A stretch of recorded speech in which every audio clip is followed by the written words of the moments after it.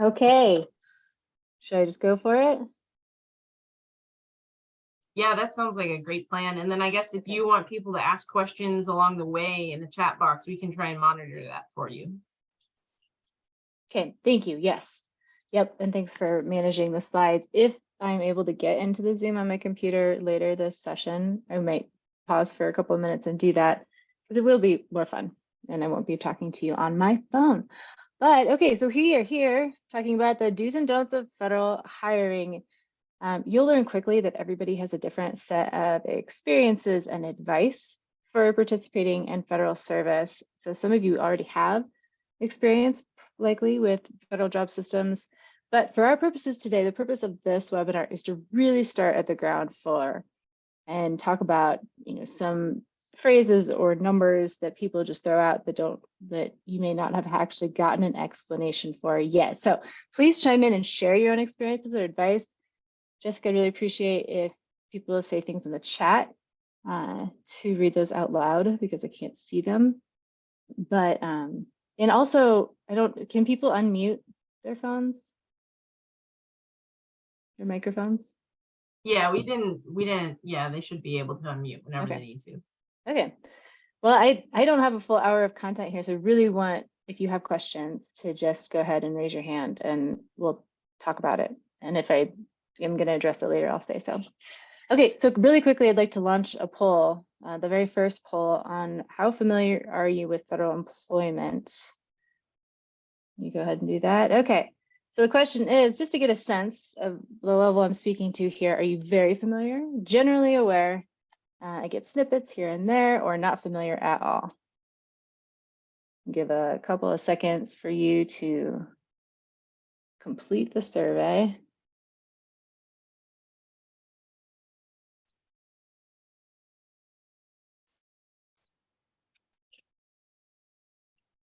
Okay, all right, well, let's see, 4%, probably one person, very familiar, 32% generally aware, 56 get snippets here and there, and 8% not familiar at all. Okay, this is great. It's a really nice range, and hopefully I'll be able to speak to all of your experience in a way that's useful. So let's go ahead and go back to the slides and do next slide. So the basics of federal employment, I see them as falling into four major categories: the job series that you have, the GS or general schedule, grade, and position types. And we're going to talk about all of those. Next slide. Okay, so the work done most commonly in the Scientists and Parks program. Oh, well, let me start here.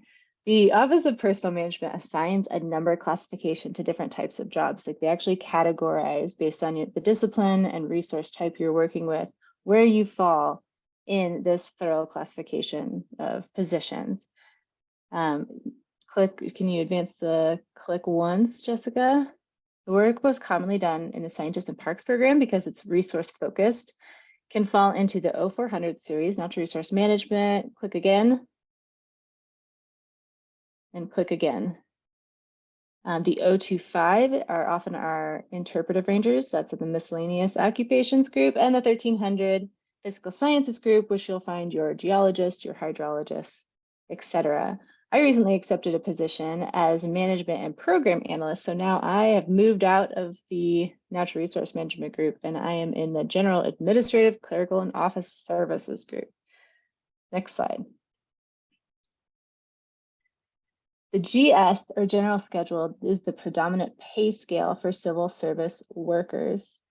And when it comes to any kind of resource management. So here is a chart that shows annual salary for the GS. There's a base salary table that mostly includes rural areas where the cost of living is lower. And then there's several additional tables for areas where the cost of living is higher. This one that I'm showing on the slide here is for the Denver locality, which includes Estes Park and Fort Collins, which is where I live. On the y-axis, you see that you have grades 1 through 15. And after you hit 15, you move to the Senior Executive Service, or SES, which is some superintendencies, regional directors, et cetera, et cetera. Next slide.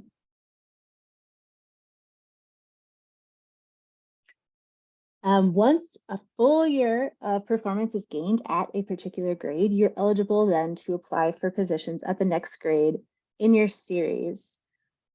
Also, each job series has different pattern for how you move up in a grade. So for example, for a 0400 series, that natural resource and biological sciences series, you can skip grades. So you advance 3 times. Yes, you skip those. So, and then click 3 more times. When I was a 401, I worked for a year at a 5, and then I moved up to a 7, and then finally to an 11. Advance once more. In each grade, you'll see on the x-axis, there are steps 1 through 10. So you move up a step every year for the first 3 years, and then there's a longer time interval where you move up to 4 and then 5, and then an even longer time interval for 6, 7, 8. So for example, I was a grade 11 in 2013, and in 2022, I was a grade 11 step 1 in 2013. 2022, I was step 7. So that's just a basic outline of how grades and steps work for the general schedule. Next slide. I'm just checking my installation is complete. Okay. I might be able to get into the Zoom, but we're not going to do that right now. Let's see.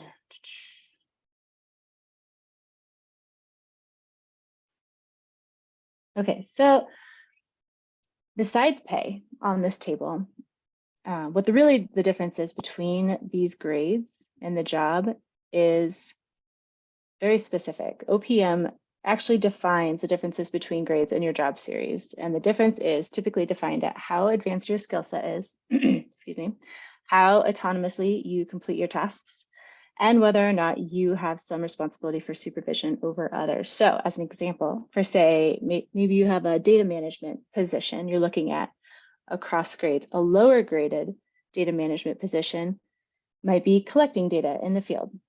And that's pretty much it. A slightly higher grade might be responsible for bringing that data back to the office and organizing it.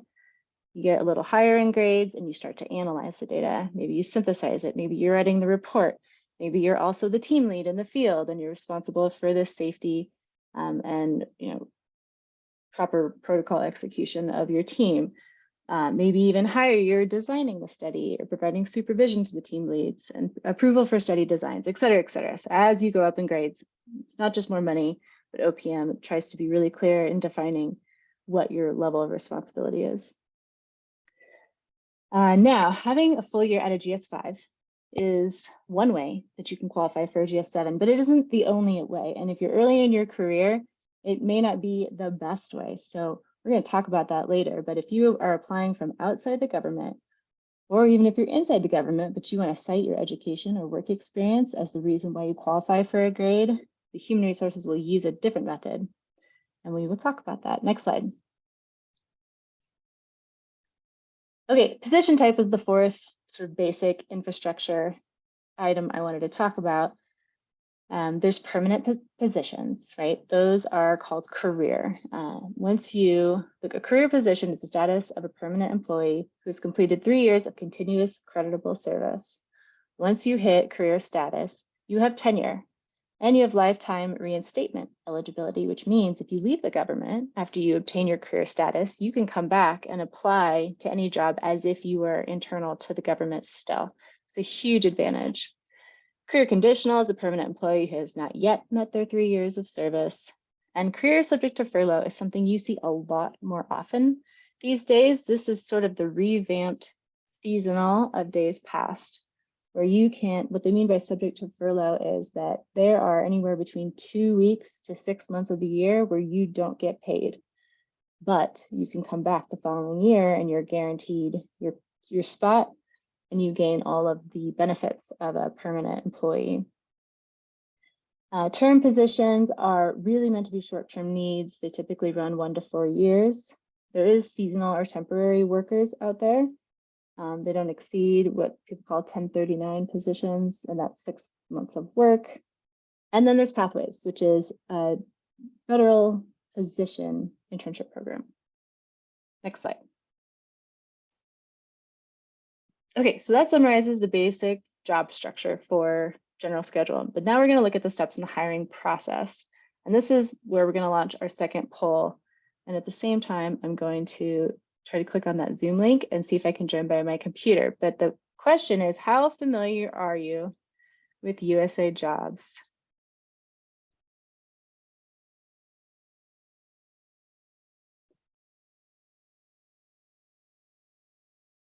Jessica, will you watch the poll? There it goes.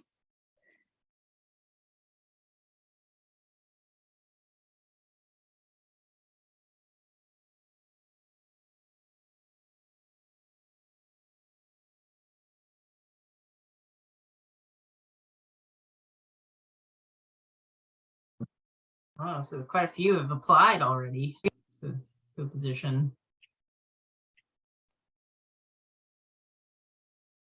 So while Melanie's doing that, I see that most of you, there's a 52% have applied to one or more announcement, and 40% you visited but have never applied. Wondering what's stopping you. And then you've heard of it, but you haven't gone into it yet. So that's 8% of you there. We could probably stop sharing, close that poll. But for those of you who've already applied, out of curiosity, Melanie, did you get to switch over? Are you successfully in? You're muted now, so you're gonna have to unmute. I am fully functional now. Yay! Yes. Those of you who've already applied, just a quick question. Did you get an interview? I'm just curious. You could drop it in the chat if you wanted to. All right, not to steal your show. You could take it back.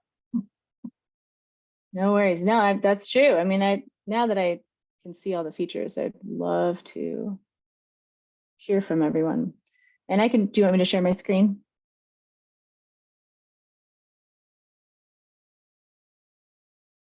Yeah, you can. I can stop sharing real quick. Yeah. Jesse, can you make her a co-host?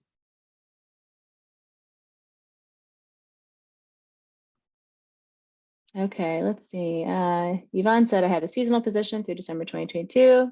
Great. Gavin, yes, we can share the slides, I assume, after this. Sarah says, what's typical time frame for referred for an interview to the interview being scheduled itself? Woo! There is a time limit before the certification list that your applicants' names are on expires. It's usually 3 to 4 weeks. They can get extensions. So it's such a black box. It's really hard to say. And sometimes it seems like it takes so long. What would you say is like minimum time frame? Like, like it would 2 weeks. 2 weeks, right? So like no way you're gonna get an answer or a referral to a hiring manager in less than 2 weeks, or you would not get a response from a hiring manager in less than you would not get a response from a hiring manager in less than 2 weeks. I mean, I would say typically there's certainly exceptions, but when you get that email that says you've been referred to the hiring manager, commonly they have a panel of folks who are reviewing the applications, and there could be dozens or hundreds, up to 100. So it takes a long time to narrow it down to the interviews. And then the hard part is that if you're not on that interview list, they don't talk to you until someone's accepted the position and they've gone through all the HR hoops to do the background check and be officially accepted, the official offer, which can take weeks in and of itself. And it's not until that point that applicants are informed that they weren't selected. Yeah. Do position applications close after 100 applicants? You're seeing that a lot more often lately. Yes. I mean, I was going to say, I will say later, or I won't say it because I'm going to say it now. If you see a window of time in which a position is open, don't wait to the end. Apply right away, because often those announcements have caps and it will just close without any warning. There's also sort of a movement to stop doing that because it really limits opportunities for underrepresented applicants who may not have the same network access and access to information. Anyway, okay, how do I share my screen? Oh, I see. You see it? Yeah. Okay. All right, let's kick this off again. Thank you. Keep going with the questions. This is great. I want to be able to see my chat too. There it is. Okay, so let's talk about USA jobs. And some of this is definitely going to be things that you already know, but just to start at the beginning, USA Job is a website/automated process to rate and rank your application based on your responses to the occupational questionnaire, which I will talk about. USA Jobs can be used to obviously search for jobs, upload your resume, apply for jobs. It has user tutorials, which are great. You can set up an automated search that will send you relevant postings by position, location, job type, etc. And this last one that I really like is it can help you define your goals. If you find a position on there and you think, okay, this might be a dream job, but you don't qualify for it now, by looking at the occupational questionnaire and the education requirements, things like that, it can help give you a roadmap for what kind of training or certifications or jobs you might look for now so that you get to that eventually.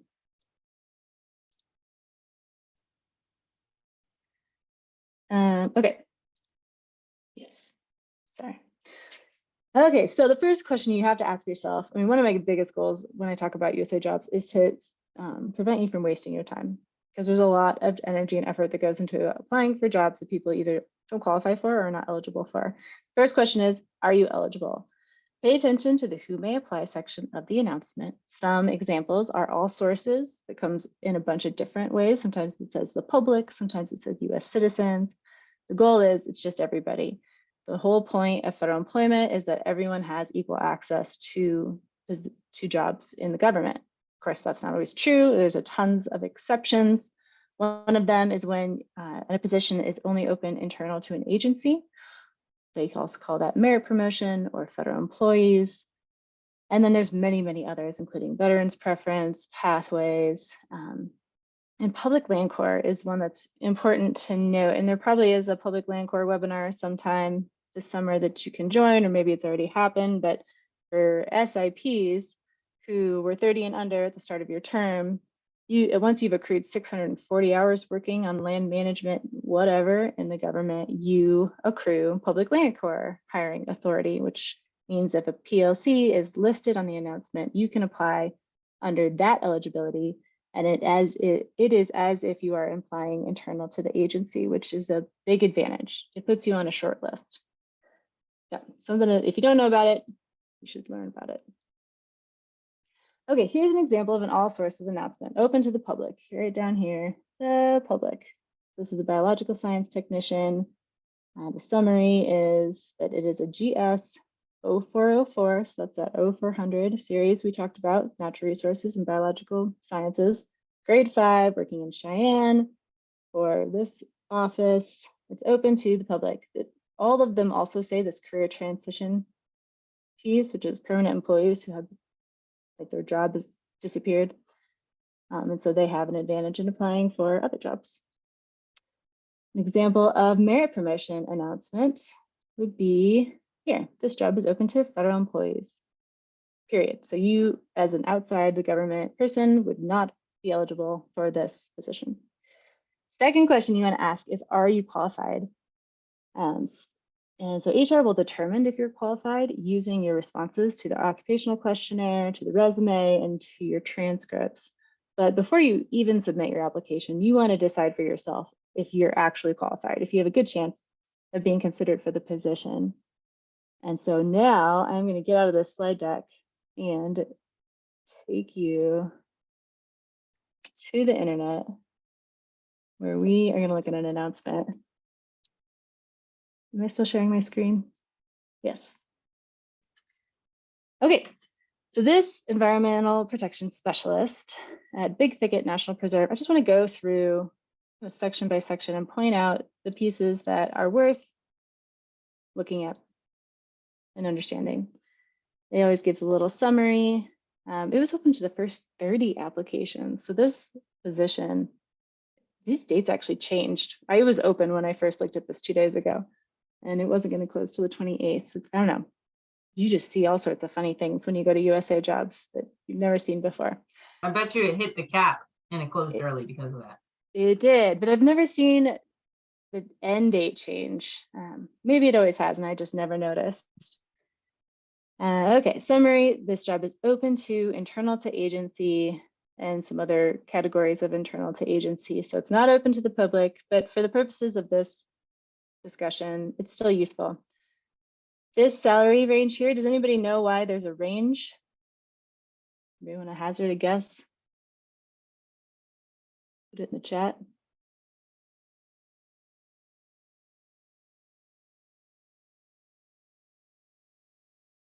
The steps. Yes, you got it. Okay, so remember we were looking at the grades, and then across the top is the steps.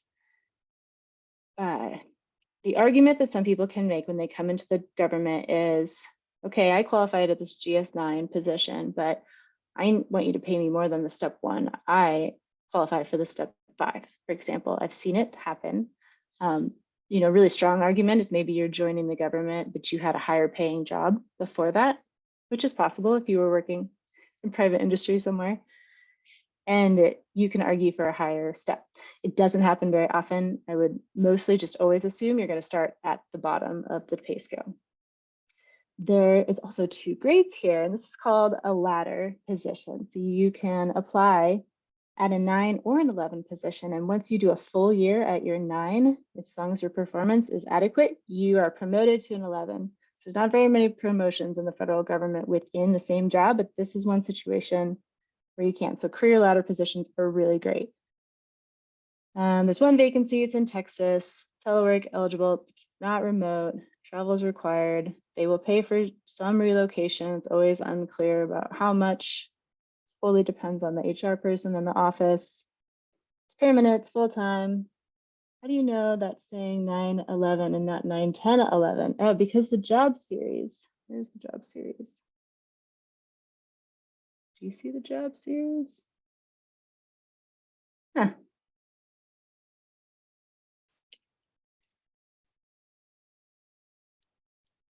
Well, I don't see the job series, but that is how Yeah. you would tell. It's not at the, wait, did you pass it? I It, think it's on the bottom right oh, you saw of the it? sidebar, maybe. Oh, 28. Okay. Yep, yeah. So you could know that by going to the OPM website and job series grade increases. Just Google 0028 and it will show you that it skips 10. So that's how you would find out. And some of them don't. So it's tricky. There's a question in the chat, Mel, from Jess, who says, how do you know it's saying 9/11 and not 9/10/11 or 9 Yeah. through 11? That's what I was just answering. Oh, okay. Yeah, no worries. Hopefully that made sense. I mean, there's an OPM has it all defined. It's just not, no one knows where to go to look for it or that even exists. Okay, it lists here the duties. This language here is very important to match exactly in your resume, and we'll talk about that in more detail. We go to requirements. Mostly you just need to be a US citizen and not be in trouble with the law. And then qualifications. This is where you decide how you want to apply. And this one really nicely separates out your 2 options, or your 3 options really. Qualify by experience, or you can qualify by your education. So this is for the GS9 grade level. If you have a full year of good performance at a GS7 in the government already, boom, you're in, you qualify. Easy as pie. Just check that radio button on the questionnaire and move on. However, if you don't, which is totally fine, you can qualify with education, and it will very clearly tell you you need to have a master's degree to qualify for a GS9 or 2 full years of progressively higher level graduate education leading to a degree. So you want to read all of this really carefully to understand the best way to apply, and whatever way you decide, you want it to be the cleanest, the least amount of argument you need to make for HR, because they're going to look at you and do a quick calculation and move on. They also have this for the 11. So for those who want to try to qualify at the 11 level right away, they say, okay, you have to have experience, full performance, or full year at a 9, or a PhD or equivalent doctoral degree. So that's how they're deciding for this purpose. And that typically is what you see, that an undergraduate degree coming right out of school with no work experience will get you a 5, maybe a 7. A master's will get you a 7 or a 9. PhD is to get you an 11. But that totally varies depending on the position. And then volunteer experience absolutely is important. Tells you more about education, your benefits, et cetera, and it'll tell you how you're evaluated. That's what Nicholas says. When making the application, do you have to specify the grade that you want? Yes, you have to do that. And it's really Greek language in that questionnaire. So you got to read it really carefully. And I'll talk about that. The competencies are also keywords that you want to incorporate into your resume. And we'll talk about that a bit. The required documents, this tells you what you need to submit. And then I honestly skip all of this and go down to how to apply, read more, preview the application questionnaire. This is the first thing I do.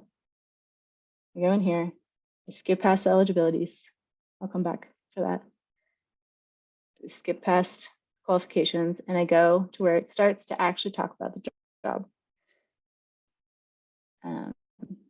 And I am going to go back to my slides now because well, let's do this first. Let's do the top. So this is where, Nicholas, I hope I'm saying your name correctly. I'm sorry if I'm not. This is where you mark how I qualify for this position, and that's how they're going to evaluate you. So if you have a full performance GS7, but you qualified by education, they're not going to consider you for your work education, and you're putting yourself in their hands to believe that your education qualifies you. So there's just basic eligibility questions here, and then here, I mean, I'm not even going to read it. It's just really hard to read. But this is where you say, I have at least 1 year of specialized experience. I have a master's degree at the GS11. This is where I qualify, or you could say I do not have. I just already know I don't qualify for the 11, so I'm going to select D, et cetera, et cetera. Okay, now I'm going to go back.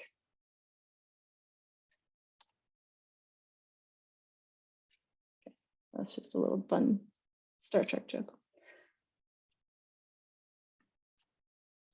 It's a good one. Okay, the rest of the questionnaire below the eligibility and qualification stuff is about whether or not you can do this job. And there's a lot of commentary about how you answer these questions. They all go A through E. A is, I have no idea what this is, and E is, I am an expert in this field. And you have to decide where to put your radio button for each of these descriptions that meet the qualification, the tasks that actually happen in the job. People give different advice. Some people will say, if you don't hit E for everything, if you don't say you're an expert on every question, you're never going to get on the piece of paper on the list. And that can be true sometimes. You want to find this balance between lying straight up and really thinking highly of yourself, like really puff yourself up and think about just that you're just great at everything you do is awesome when you're answering these questions. And you do want to take into consideration that they're asking you if you rate as an expert at the grade level that you're applying for. So if you're applying for a GS5 position, you can be an expert at that level of skill for this task, if that makes sense. Like they're not asking if you're the head of a department at a university teaching this topic.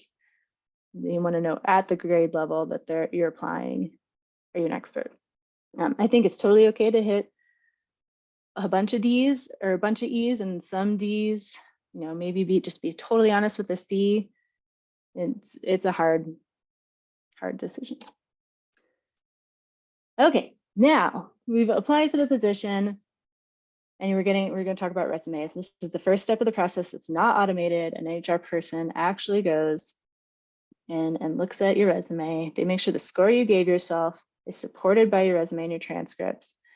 They don't make assumptions. So if the specific information isn't in there, you won't receive credit for it. So for experience, or for example, If you say you have, if the position requires experience in cell culture techniques and your resume says you worked in a cell culture lab, but you don't say specifically that you just describe the tasks you completed, they won't assume you did that job. And then if you're among the most highly qualified applicants, that's when your name gets referred on what they call the certification list for that grade. Okay, and then we get to the selecting official. So when selecting officials review your resume, they're looking at your resume to support the answers you provided in a questionnaire, just like the HR person does. You're looking for a highly qualified person who could perform the duties of the position without significant training and supervision, and for a best fit for the organization and work group. In summary, your application must rate well and honestly on the questionnaire, include a detailed federal resume, provides obvious and strong evidence to support your ratings. And if you're using education to qualify, a transcript demonstrating relevant coursework. Yeah, okay, I'm just looking at the chat about the interpretation of the expert. And we can talk about that in the end, but I want to run through resumes real quick because it's important. Since most of you have applied to USA jobs, this is probably stuff you already know, that there's a big difference between federal resumes and business resumes. Do we have like a raise hand option? Raise your hand if you've built a federal resume before. I don't know if I'll be Yeah, able there's to a reactions button at the bottom that people can do a thumbs up if you've done the, or a raise hand. Raise hand works too. But you got to remember to lower your hand Yeah, sorry. when you raise it. Otherwise, it looks like you're asking a question. So just in the camera. Okay. Photo resumes are long. They tell a story. They're full sentences, narratives, lots of action, adjectives, and verbs. I mean, there's a lot of required information that's very important. And they want it quantifiable, details, examples, just the whole thing. It takes time. Do it now. I mean, don't wait. If you're interested in, obviously, if you're on this webinar, you're probably interested in a federal career. Build the infrastructure now, because a lot of your past job experience, you can put that kind of those numbers in now and then just adjust it later. Okay, so biographical information, obviously you have to have in there. The vacancy announcement number is nice to have. If nothing else, it makes the hiring manager feel like you definitely tailored this resume to the job, your resume to the position, and you absolutely have to tailor your resume to the position. No general resumes. Education, put all the coursework on there that is relevant to the position. That's really helpful. Experience, obviously, additional experience is what I mean what I mean by that is experience that isn't necessarily relevant to the position, but gives a more well-rounded version of yourself. So like if you were the manager of a Foot Locker, like that tells me you probably have some like conflict resolution skills and you know how to count money in a register and things like that. So those are really helpful. Qualifications, certifications, professional references. I'm such a nerd. Okay, when you're describing, let's see, specialized experience. So you want to put for each of your past jobs a set of required information: position title, if it's within government, the series and grade, the office location, supervisor, your pay. Nobody in the government's pay is private. That's all public information, and they want to know yours too. There's no privacy on that here. The hours per week is really important, and start and end dates. Let's see, what else did I want to say about this? So yeah, the reason that hours per week and start and end dates is important is because if you're qualifying by experience outside the government, one of the HR specialist's biggest tasks will be literally counting the number of hours and weeks that you worked at a certain skill level. So if you're trying to apply for a GS7 and your tasks sound like the tests in your past work experience sound like they're about at a GS5 level, you want to show that you got a full year in that. So for example, this bioscience tech position, so 401, grade 4, this is past experience. Acadia National Park, January 1st, 2021 to March 30th, 2022, 40 hours a week. There's a salary, experience, and accomplishment. Does this applicant qualify for a GS5 position? You can type in the chat, yes or no.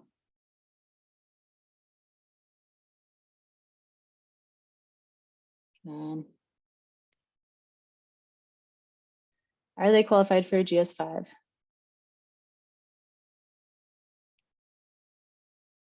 Yes, thank you. Okay, stay on your keyboard because I'm gonna ask another question. This biological lab technician, they're applying from outside the government, University of Maine, January 1st, 2021 to March 30th, 2022. Their experiences or their list of tasks that they describe sound like they're about at a GS4 level. Does this person qualify for a GS5 position based on this experience only? No, thank you, Jess. Thanks, Thomas. Thanks, Claire. Okay, yes, and that is because they work 20 hours a week. So, 13, what is that, 15 months at 20 hours is not one full year of service. So this is why it's important to count. What else was I going to say? I think that's it.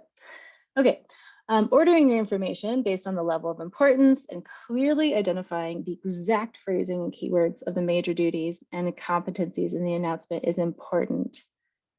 So, for example, this is an environmental educator intern description.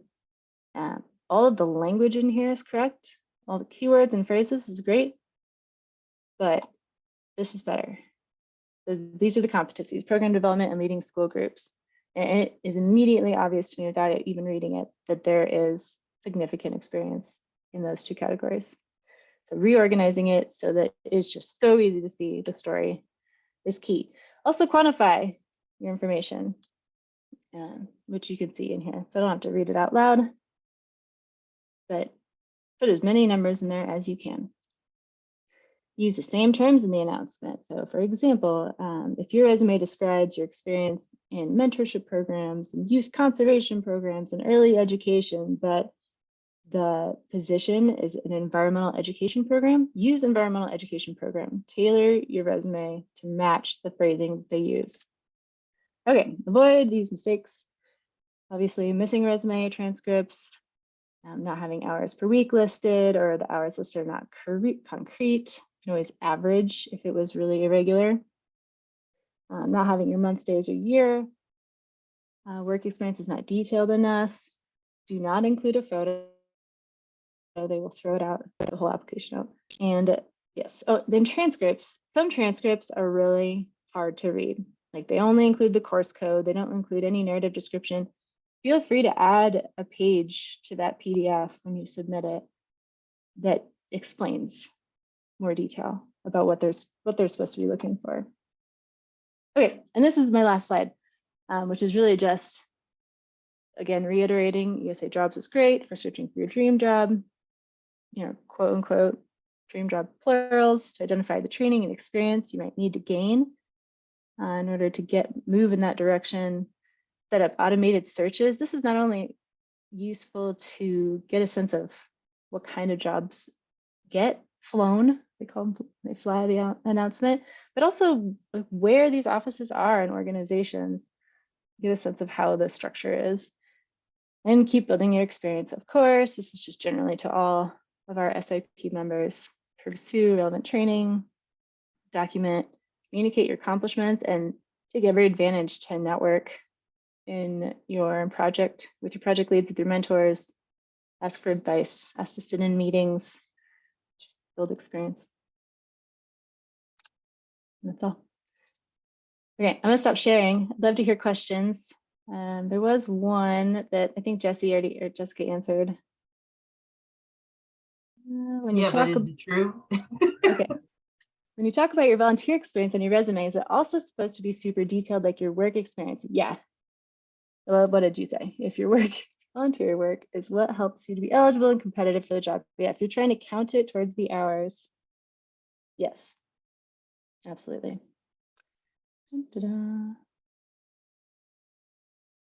How long should we list the hours for a long-term relevant volunteer position with irregular hours? Oh, it depends, obviously, on the nature of the position. You could average across the whole time. If you were a volunteer over the course of the years, maybe you could break it up into, okay, well, I was more like this style of a volunteer for this many years. So this is my average of hours per week during that time. And then later on, it just make it just totally depends.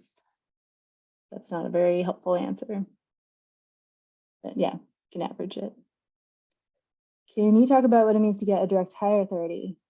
Yes, that's a big question. Let me see. I'll come back to that, Laurel. Does it ever act against you to apply to listings that you're technically overqualified for? No, I don't think so.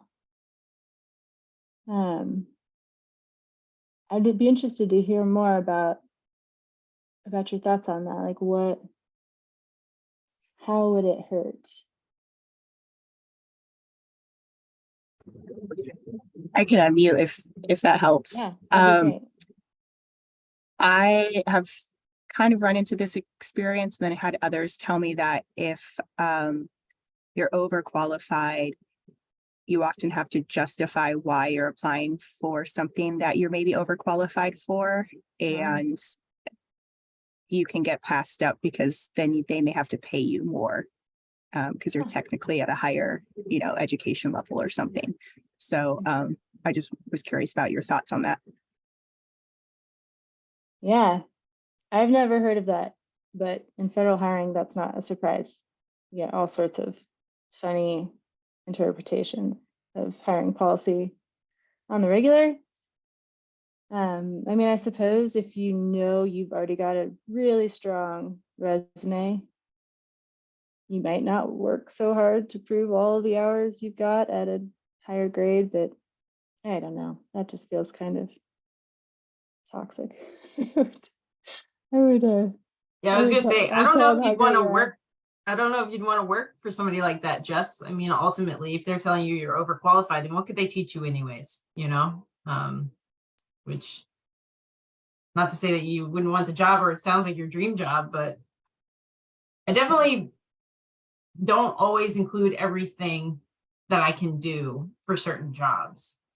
I have done that where, like, if I feel like it really doesn't do me any favors, I won't add it. That all makes sense. Thanks. Yvonne, my supervisor, heard they're developing a new hiring authority for STEM jobs lasting 4 years. Yeah, I've heard that they're developing a STEM hiring authority for 10 years. There is one now, a STEM hiring authority. I could find out the information and share it with Jessica to share with you. We hired a position I have in my program now using a STEM hiring authority. You still have to announce it. It's not totally clear to me how different it is. But anyway, I can look into it. Do you recommend a CV over a resume for USA jobs? No, always federal resume. No CVs. Boo, CVs.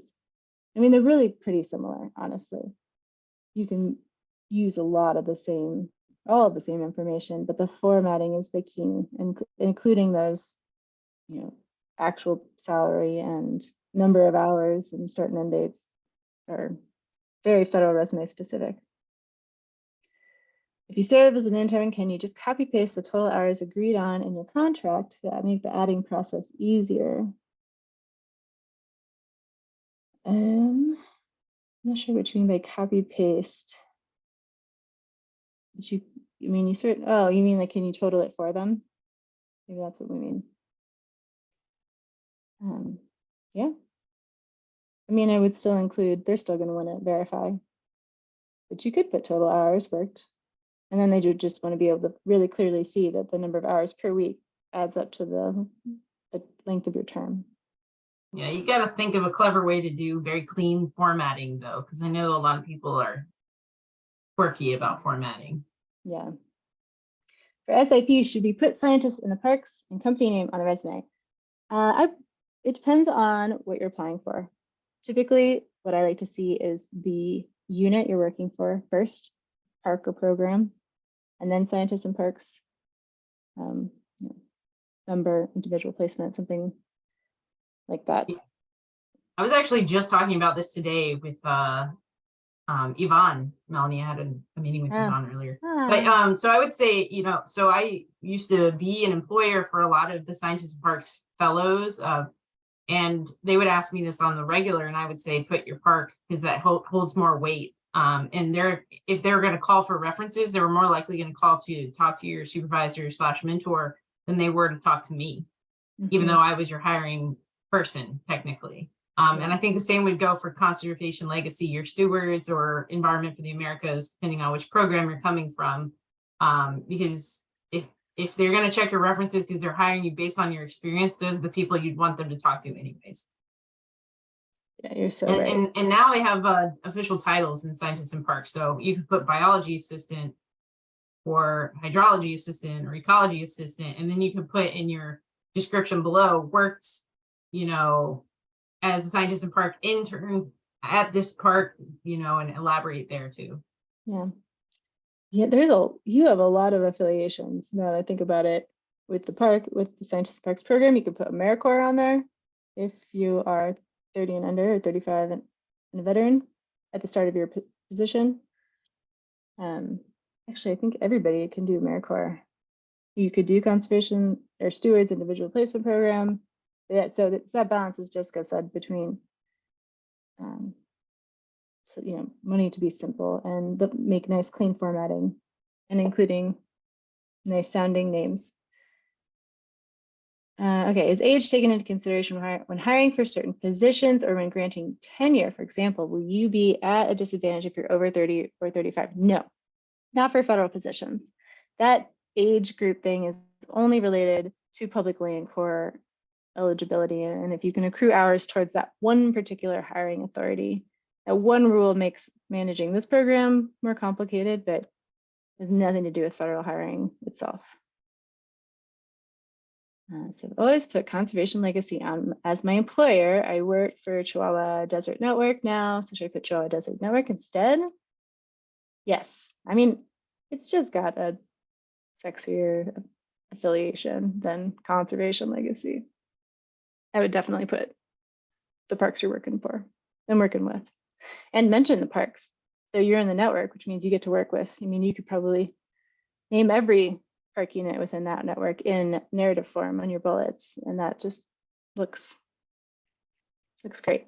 Okay, I'm going to scroll back up to this DHA question. Oh, and it looks like Jessica posted the DHA webinar in the chat, the recording for it. So I will just very briefly, Laurel says, can you talk about what it means to get a DHA? So DHA is direct hire authority. There are a bunch of different ones. The one we most commonly talk about here is only within the Department of the Interior. It is a direct hire authority for resource assistant internship programs. We have a small group of DHA positions every summer within the SIP program. Those positions are eligible for direct hire, and they don't apply in USA Jobs at all. It is literally find someone who wants to hire you, and they pluck you out and introduce you to HR, and you've got a job. It doesn't happen very often because it turns out that kind of matchmaking between a hiring manager and an intern is hard to find. But it's a great golden ticket, as they say, if you can make it work. So anyway, I've been working with DHA for a very long time, and I've got a real brutal, honest opinion about it. But if you're more interested in more information, definitely check out the webinar. Melanie, what about those positions that actually say DHA that are part of DOI, but maybe are posted by U.S. Fish and Wildlife, Oh yeah. On USA Jobs? So I know they have an internal list for us specifically at MPS, but could you contact the HR rep or listed at the bottom of the job position and say I'm DHA eligible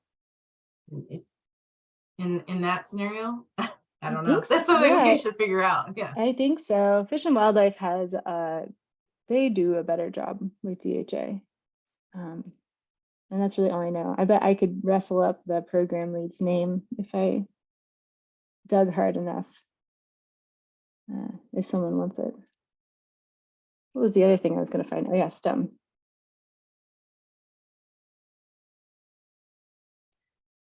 Okay. Yeah, so people use DHA to mean a lot of different things, and it can be really confusing, mostly confusing for hiring managers. There is one Washington office-based DHA coordinator. who, if you're ever like having a hard time working with HR on a DHA issue, you should go directly to them because they will help. Other questions, comments, anything I said that you totally disagree with? Because that's very possible.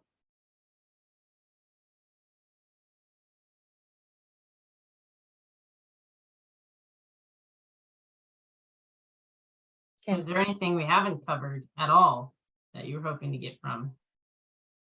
Yeah, that's true. I don't even know how Jessica built this presentation. I just told you what I think you should know. Do hiring officials prefer resumes made through USA Jobs, or does it not matter? There are a few hiring officials out there I've met who want the USA Jobs formatted federal resume. It's really ugly. People do both to cover their bases. I would totally prefer a beautiful PDF that's really clean and has all the required information on it to USA Jobs generated resume builder, but some people do both just in case. You share contact info in order to follow up on the STEM question. Yeah, I'll see what I can find out and send it to Jessica on the STEM hiring. Yeah. Is that for me? Oh, yeah, well, that's for anybody. If you have any questions that come up later, you can email me. We're running down on time. I want to give anybody one last chance to squeeze a question in. And if you're a slow typer like me, you're welcome to just unmute and blurt it out too. Yeah. So Thanks, I'm glad- Jess. Yeah. I will say, as we're winding down anyways, we're getting to the top of the hour. We have an exit survey. So we host this every year. So feedback is quintessential for us to improve the resume webinar for the future. And also, I'm kind of kicking around the idea of maybe hosting like office hours where we can get into breakout groups and you can bring your resumes and we can maybe get into the nitty-gritty of how you would really hammer out some certain position descriptions and cater your resume. So if you think that's a good idea, tell me in the exit survey. I'd appreciate that. And I want to say special thanks to Melanie because, this is not what Melanie does. And she volunteers her time to come communicate with all of the wonderful knowledge she's gained over the years with the Park Service. So I appreciate your time and effort, Melanie. And thank you all. Don't be afraid to reach out. That's what we're here for. This is a community. This is a webinar for you. So bye, everybody. Thank you. Thank you.